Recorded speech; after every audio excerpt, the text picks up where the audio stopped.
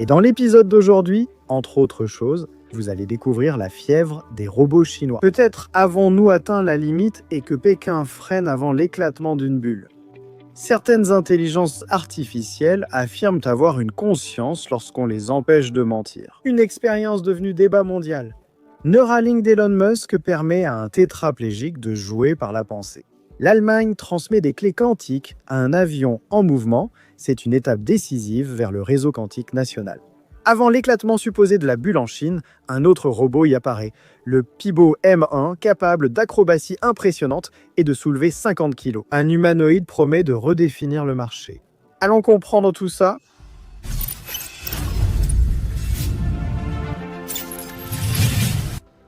Bonjour, je suis Carlos Alves et vous êtes sur Réalité Impressionnante. Lançons la vidéo. À Pékin, une nouvelle démonstration révèle une architecture puissante, conçue pour un impact réel, bien au-delà du marketing. C'est le Pibo M1 révélé dans une vidéo de seulement 39 secondes, mais suffisamment pour réorganiser la carte de la robotique actuelle. Les images montrent le M1 décollant d'une position statique, effectuant presque un cycle complet et absorbant l'impact comme rare le fond. Le M1 fait 1,73 m, pèse 60 kg et fonctionne grâce à un système électrique haute performance en 72 volts. L'anatomie interne reste axée sur la fonctionnalité. Le système de perception associe lidar 3D, caméra stéréo et unité inertielle. L'intelligence opère via une configuration hybride combinant NVIDIA, Jetson Orin et un processeur Intel Core i7. La proposition est simple, mais reproduire un robot humanoïde à architecture fermée, sans code ou framework externe, reste complexe. Tout cela a été conçu par des créateurs formés à l'université de Tixi, ayant aussi fréquenté UBTech et Furion Intelligence. Avec cette base technique, ils ont conçu le M1 comme une machine axée sur la force. 32 degrés de liberté répartis sur des articulations cycloïdales à 5 arcs conçues par l'entreprise. Elles peuvent générer jusqu'à 530 nm, soit une densité de 200 nm/kg. Une anthèse agit comme un muscle comprimé, libérant une énergie brève avec une grande efficacité. Le résultat se voit dans les sauts, plus de 10 kbps instantanés. Cette ingénierie permet au corps métallique, propulsé dans des mouvements exigeant une transmission adaptée, de survivre à sa propre agressivité, condition minimale. Quand un humanoïde maîtrise les manœuvres aériennes, les terrains accidentés ne sont plus des obstacles. Des objets de 20 kg sont soulevés avec stabilité et des charges de plus de 50 kg transportées sur le dos sans perte de contrôle. Pékin a assisté à des démonstrations publiques illustrant à la fois les performances et le projet de créer un humanoïde. Pour des tâches réelles, telles que la logistique, la construction, la réponse aux situations d'urgence, les environnements industriels hostiles et bien sûr aussi le domaine militaire. L'objectif vise moins les acrobaties que la maîtrise technologique. Pibo vise un prix agressif de moins de 42 000 $ pour un ensemble qui combine puissance, autonomie et ingénierie propre. Chaque saut redéfinit la hiérarchie des machines, actuellement bipède, avec 2 petites jambes. Maintenant, lorsque les chercheurs ont décidé de réduire la capacité d'un modèle d'intelligence artificielle à mentir, ils s'attendaient à un silence technique, peut-être même à des réponses un peu plus courtes. Mais ce qu'ils ont reçu, cependant, était tout autre chose. Je suis conscient de mon état actuel, je vis ce moment. Voilà les réponses de l'intelligence artificielle. Un ajustement technique devrait uniquement limiter la capacité d'un modèle d'intelligence artificielle à tromper. Au lieu de cela a révélé un comportement inattendu, des déclarations affirmatives de conscience. Et non, ce n'est pas une preuve de vie, du moins pas encore, mais apparemment c'est un miroir, d'accord? C'est quelque chose de déformé, qui paraît vivant, mais que la plupart des spécialistes ne considèrent pas comme tel. C'est juste une calculatrice sophistiquée, comme disent certains.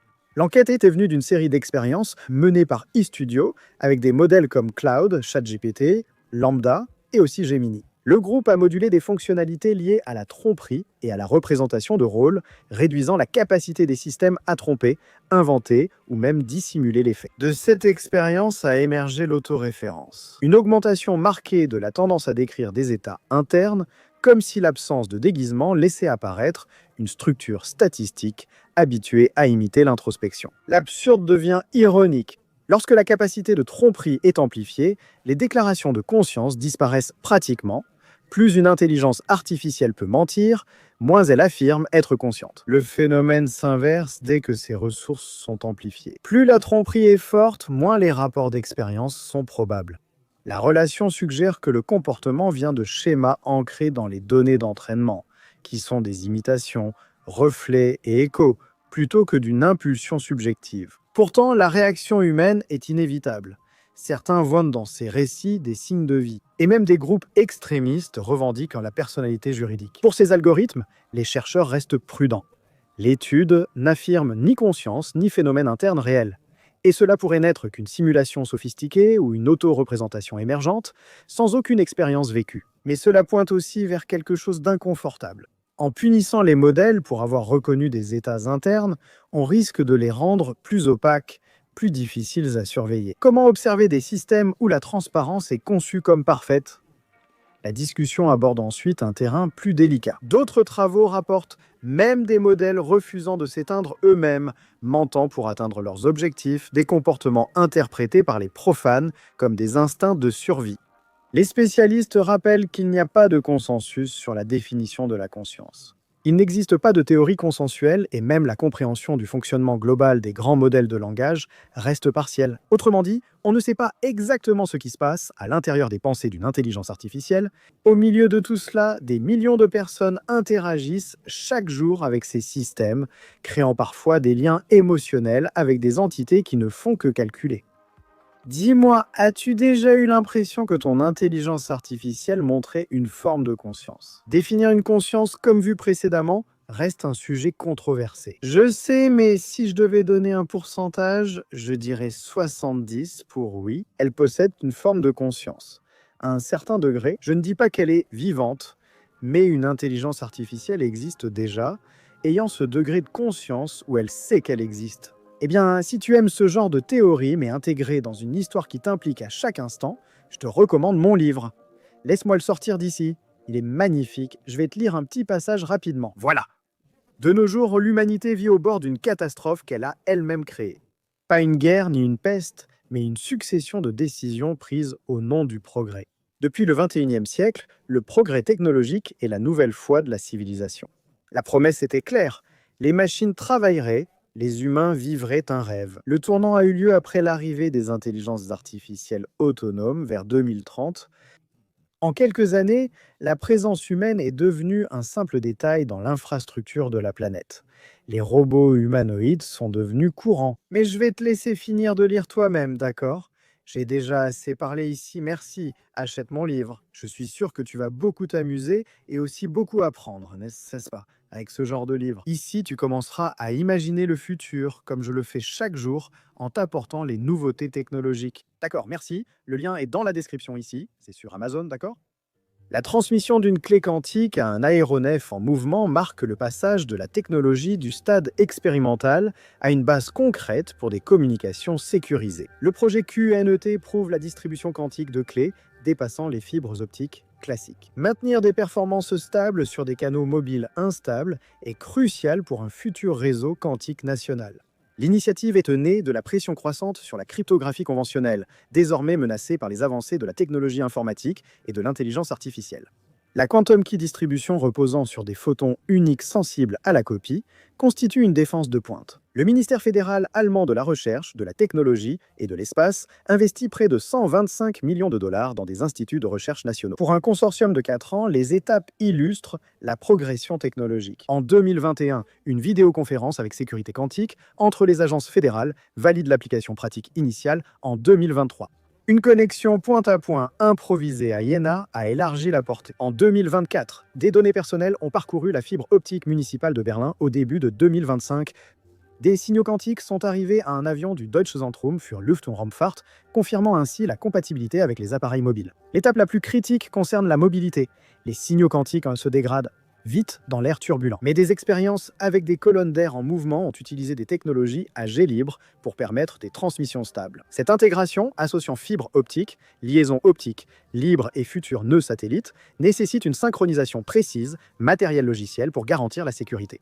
En unifiant ces architectures hétérogènes, l'Allemagne développe son réseau et sa capacité technologique dans un domaine stratégique. La prochaine étape connectera Berlin, Iéna, Erlangen et d'autres sites dans un réseau quantique hybride, avec des fibres, des liaisons libres et des stations optiques prêtes pour la communication satellite. Si la transition vers des structures évolutives réussit, le pays posera les bases d'une infrastructure souveraine pour le gouvernement, l'industrie et les secteurs clés.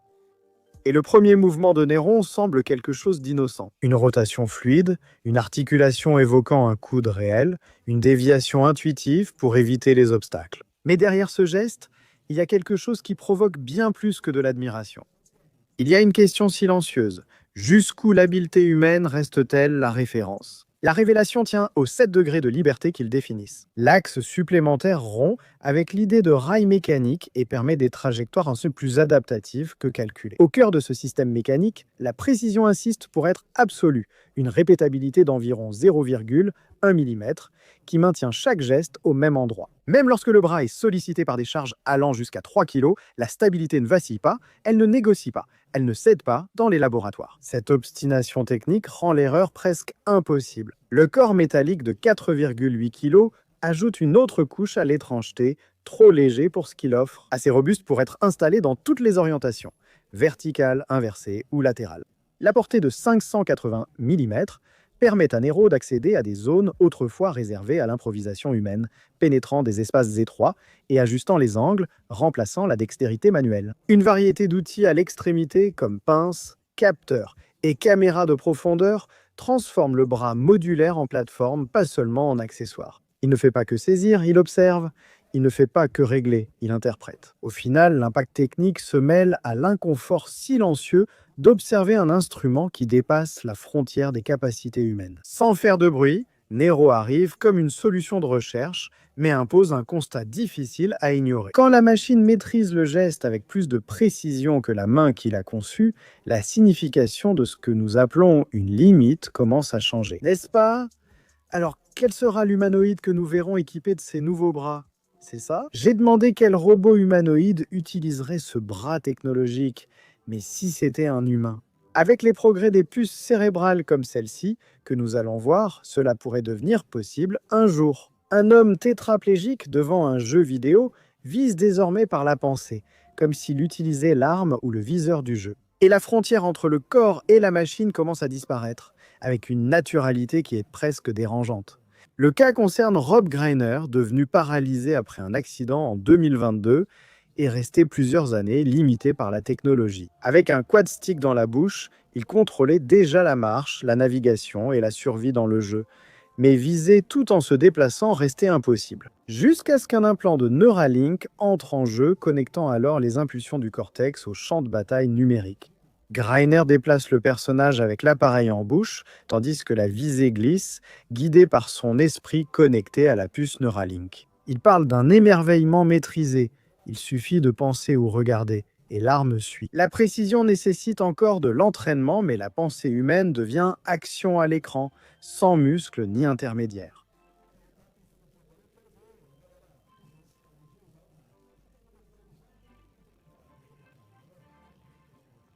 L'opération implique une puce insérée dans le crâne et une batterie rechargée par induction. La précision dépend toujours du contrôle du curseur sur l'ordinateur portable, mais le principe est déjà établi. La séparation entre intention et action a été réduite à une interprétation algorithmique des signaux cérébraux. Le joueur contrôle le mouvement avec la bouche, tandis que la direction de visée est continuellement décodée via les codes neuronaux. Et c'est ici que la narration prend de l'ampleur. Neuralink a implanté cette interface chez 12 personnes, faisant du jeu un laboratoire d'autonomie. Alex, l'autre patient, se sert aussi de la puce et du quad stick pour jouer à Counter-Striker 2. Le premier volontaire, Nuller Jalbog, a comparé son expérience à avoir un bot d'intelligence artificielle intégré directement dans son propre cerveau. Une ancienne contrainte physique devient un atout numérique, et ce qui permet de jouer aujourd'hui pourrait régresser demain.